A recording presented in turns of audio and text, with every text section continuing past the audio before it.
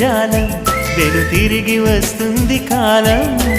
రేపుగా మన పాపగా పుడుతుంది సరికొత్తగా నీవు నాకు తోడుగా నేను నీకు నీడగా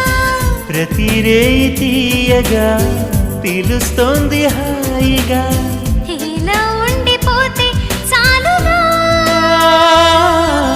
నువ్వంటే నాకిష్టమని